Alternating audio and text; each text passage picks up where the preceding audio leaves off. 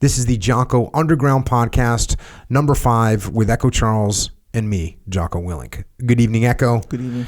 And also joining us tonight is good deal, Dave Burke. Good evening, Dave. Good evening. All right, so we've been getting crazy talking about competing, but tonight, at the opening of the podcast tonight, I kind of went a little bit deep on thinking strategic versus thinking tactical. So I was thinking about that, and I started thinking about, look, it's so obvious. Isn't it so obvious that we should be thinking strategic all the time? Isn't it so obvious? It seems so obvious, right? Yeah. Why isn't it happening? So I started thinking about, okay, what are the enemies? What are the enemies of strategic thinking? What are they? What can they be? They've got to be out there, because otherwise we would just be thinking strategic all the time. But if everyone was thinking strategic all the time, the world would be an entirely different place.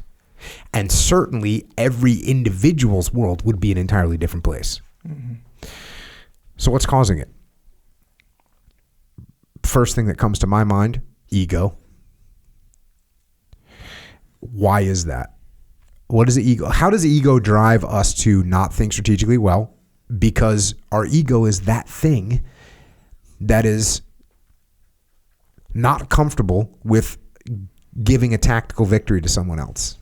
I mean, so I would rather win an argument with Dave Burke, hurt our relationship, make him look bad, devolve our business relationship, our personal. I'd rather do all that because I want to win an argument with Dave. Why? Because that's my ego talking. That is such a driver of doing dumb things. You know, what's really crazy is when people do dumb things based on their ego, and it actually can destroy like your whole company, right? You can have a whole company that gets destroyed by ego. You certainly can have people, and there's examples of battles that have taken place where ego caused defeat and cost, hundreds or thousands of people their lives based just on ego. Yeah. Just on, hey, we can take these guys. Hey, my plan is going to, like, that happens. That's a real thing. So when we talk about that, I also want to talk about, okay, so how do you defeat this enemy of strategic thinking? If it's your ego, how do you do that? Well, to me, you've got to, and this is the answer. I'm going to say this answer over and over again. You got to detach, and you got to think about what you're doing. Which, what a novel idea to actually detach and think about what you're doing. And oddly enough, this gives you this massive strategic advantage if you can take a 4-inch step backwards, detach from your ego, and look at what's actually playing out. If you can do that, you're like infinitely better than you are if your ego's all wrapped up in this decision that you're making.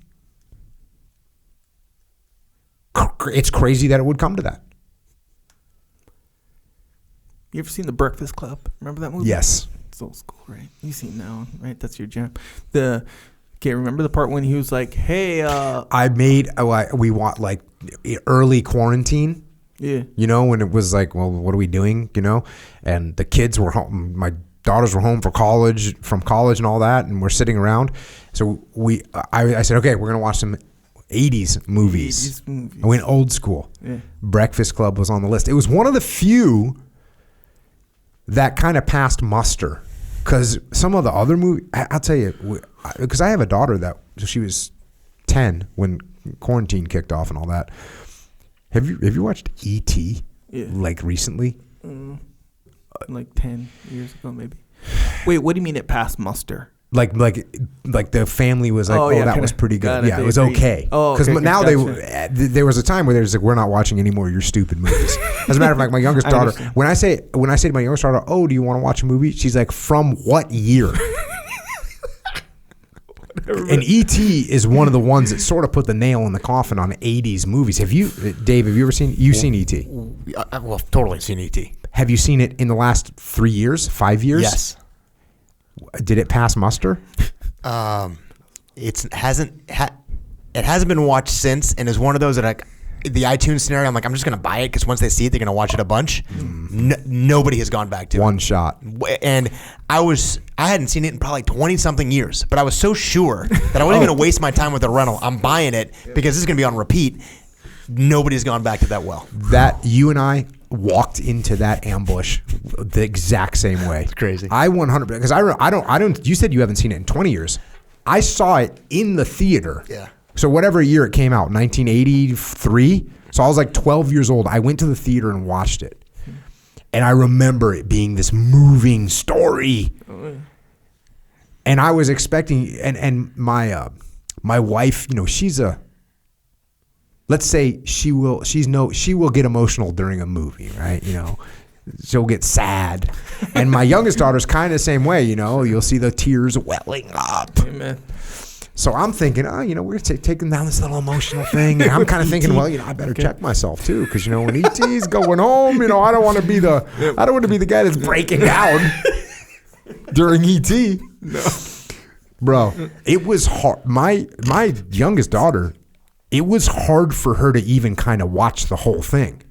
And part of it is the freaking special effects nowadays. I mean, when you see E.T. looking like someone's like holding it behind and shaking it to make it look like it's walking, super lame, super lame. But and that was bad. But then actually, what was weird to me is like the story wasn't as good as I remember. And that movie was a blockbuster. Yeah. It was a blockbuster. Interesting. Why was it a blockbuster? Special effects, allegedly? Because, damn. Yeah. Standard below. Yeah. I don't know. I got no answer at this time. But yeah, that the E.T., the kids nowadays, my daughter, she's 7.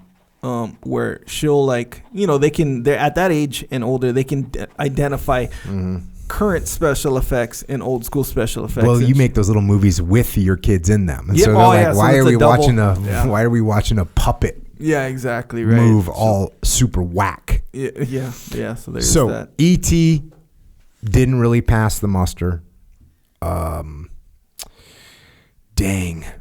Ferris Bueller's Day Off didn't really pass muster. And even I was sort of like, wow, I thought that I remember these things as they were pretty good, right? Oh yeah. And Breakfast Club. And there was I'm trying to think of some other ones that we watched, but Breakfast Club passed muster. Interesting. Passed muster. Dang it, not Ferris Bueller, huh? Okay. Yeah, I know. That's weird. Ferris Bueller seemed like that was the adventure. Yeah, it did seem that way. So you were referring to Breakfast Club. Yeah. Do you even have any idea why you were referring to Breakfast Club? Yes, I do. Okay, good. Let's go. It's a very critical point that you brought up, actually, about how your ego, you can watch as someone's ego just drives their whole interests into the ground and defeats them, all of them, completely to zero.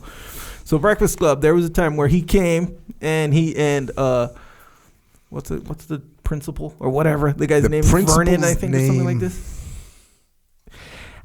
But I don't know. I can't remember. He came in and he was like, said his thing, and he's like, I don't know. I think he asked, screw you. Do you have any more questions? And he said, yeah, I have a question. He's like, does Barry Manilow know that you raided his wardrobe? Yeah. And he said, I'll give you the answer to that question next Saturday. Yeah. Right? Like, you got another Saturday detention.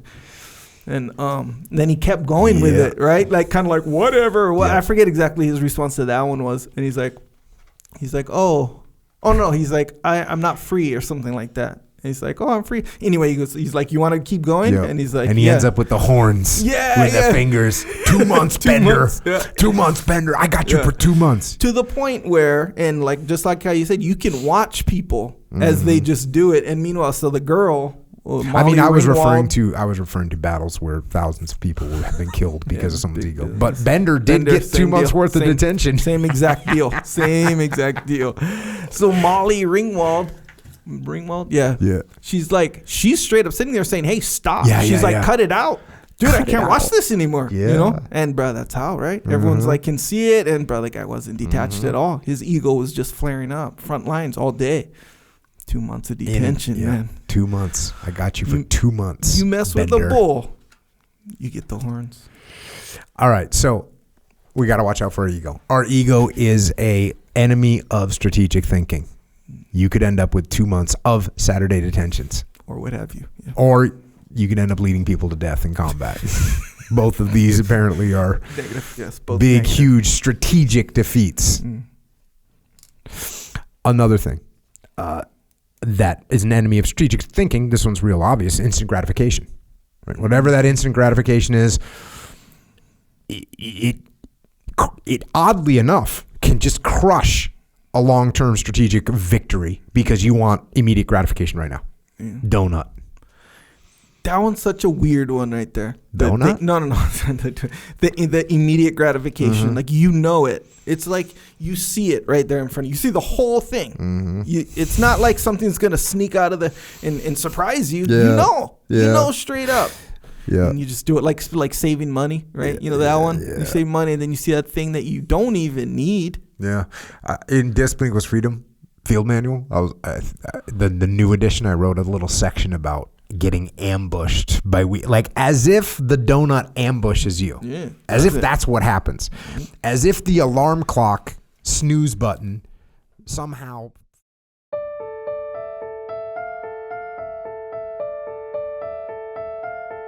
That is a little excerpt of what we are doing on the Jocko Underground podcast. So if you want to continue to listen, go to jockounderground.com and subscribe. And we're doing this to mitigate our reliance on external platforms so we are not subject to their control. And we're doing it so we can give you more control, more interaction, more direct connections, better communications with us, strengthen this legion of troopers that are in the game with us. So thank you. It's jockounderground.com. It costs $8.18 a month. And if you can't afford to support us, we can still support you. Just email assistance@jockounderground.com and we'll get you taken care of. Until then, we will see you mobilized underground.